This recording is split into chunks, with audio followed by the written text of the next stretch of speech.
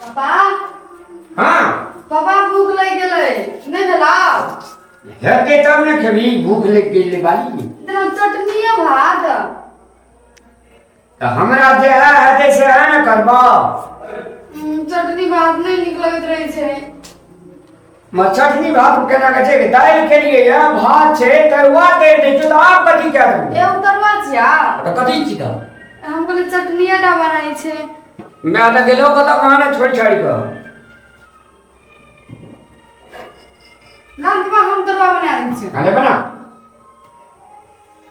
भात बने ना कि छो महीने 5 साल दाना है छै आराम से खोला ना कान में धूप से कह गेलियो जरा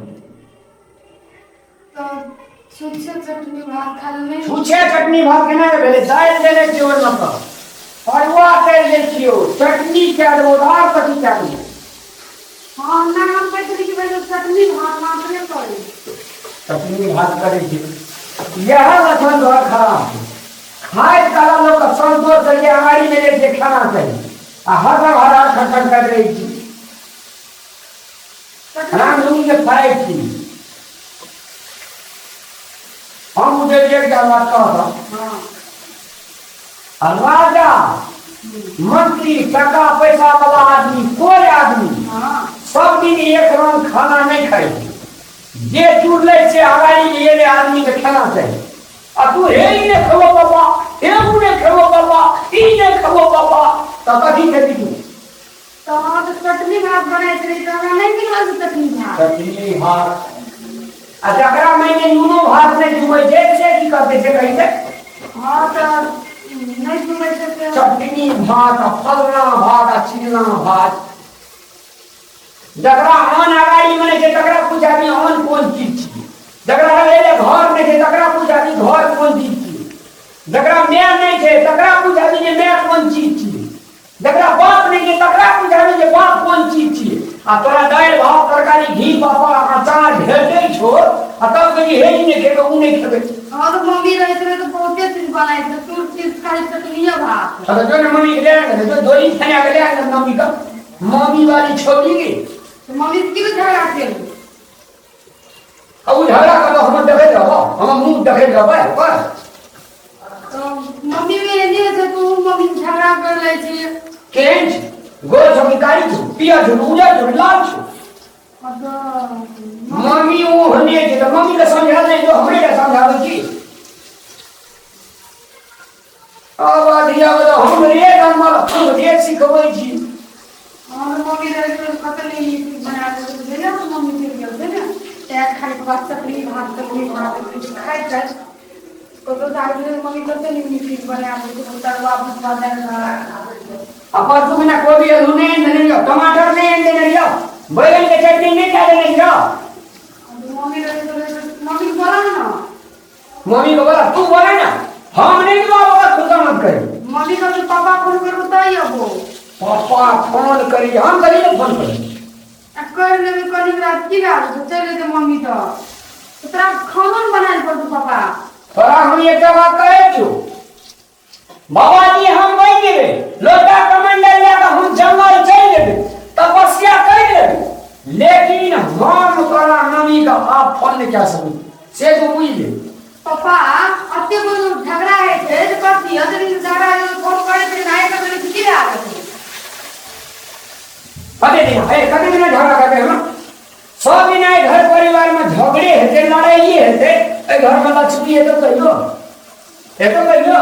गल जिंदगी भर कमबे का पंजाब ने के लिए कि विदेश में के लिए कि लोग के जौन मने के लिए कि लोग का हर बार ही नहीं रहले कि लोग के धान नहीं काट दिए पापा मम्मीयो कदी कर चला फोन एवरीबॉडी फोन कर आप झगड़ा नहीं कर तो मम्मी तब ठेकेदारी टूट गई तो नहीं कर तो आप कह छे मम्मी कहते पापा फोन कर तुम तो ले ली कर जावा हमरा पैर बने खस तो हमर पति हमर भगवान छी आवा तनी हम नहीं डर लगे से हम तोरा कह दियो ले जा पापा मम्मीयो तो एले पप्पो छले मम्मी कहते पापा बता जेबो पापा के हमर पैर में खस तो हम लाए वाले जेबो कथि कर सकू खाए लगे छे पापा तो एले मम्मीयो ते पैसे लगा कर पापा दूध है तो ले हां तो ले ना तू दूध भात खा लिया देखी छोड़ा देखी देख देखी हाँ सब बहुते दूध छे हाँ तो तू दूध भात खा लिया बुझी करुआ जरा जे मन से खा लिया और दूध खा लिया दूध भी खा लिया पापा इसके बारे मम्मी को लाइव लेने इसके बाद प्लीज नहीं पापा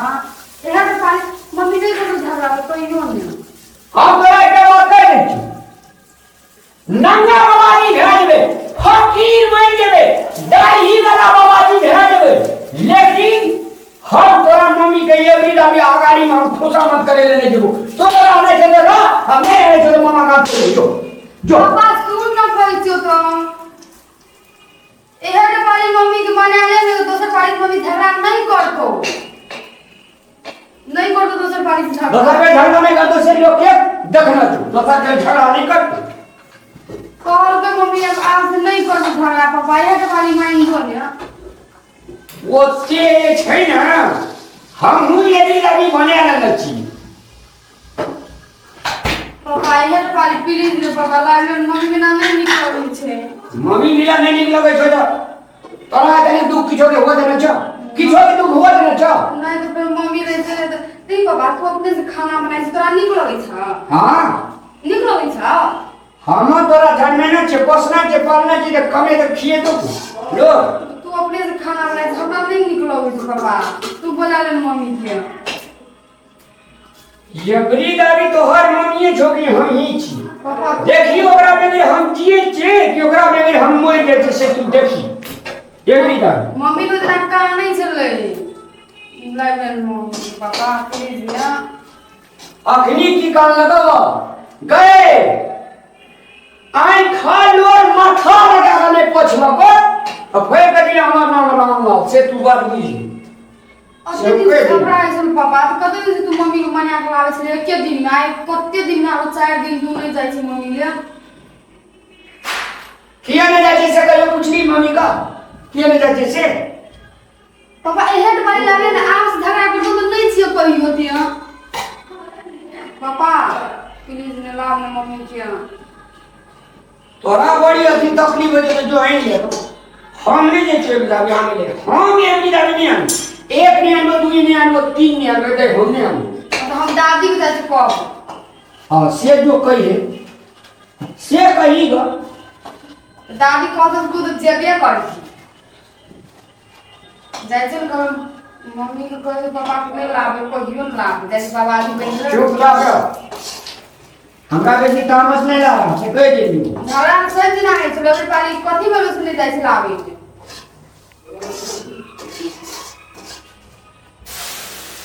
पंडे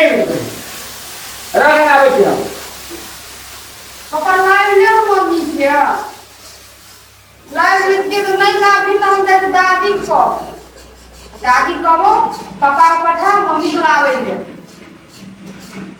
नहीं लावी तो अपने से खाना बनाई से हमरा नहीं निकलई गई जा जय घर में घर वाली घर वाला का मिलान छै ना साथ शुद्ध सब आदमी आ तोरे कहै छियो पराले बियाह कह देबो ससुरा जेबी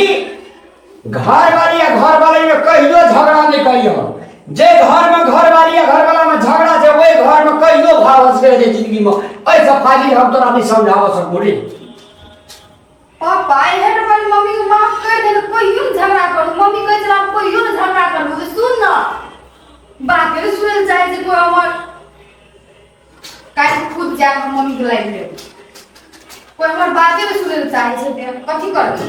और मम्मी के पापा को पठा दे तो यो पापा के हम नहीं जेबो नेले के जो जे सीमा धो जो हमें देने बुझाई जा और फिर खैया सुई रहा चुपचाप